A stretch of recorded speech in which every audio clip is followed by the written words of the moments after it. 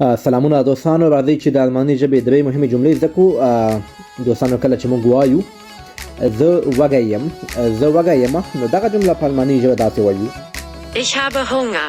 Ich habe Hunger، یعنې زه وږی یم.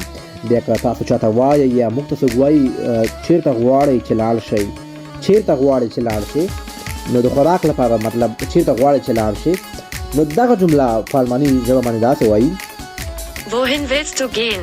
Wohin willst du gehen؟ Wohin willst du gehen؟ یعنی چیرته غواړئ چې لاړ شئ. دوستانو، کله هم چې د تګ خبره وي هلته به تاسو wohin استفاده کوئ. د مثال په توګه زه وایم یا تاسو وایئ چې زه غواړم افغان خواړه وخورم، یعنی د افغانستان د خلکو خواړه وخورم. دغه جمله په الماني ژبه باندې داسې وایو: Ich würde gerne Afghanisch essen.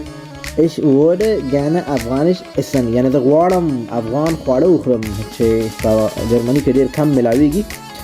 دوستانو، کولی شئ دغسې ښایسته لغتونه، جملې او ډېر څه په دغه اکاونټ کې زده کړئ. اکاونټ فالو کړئ او یوټیوب هم کولی شئ تاکي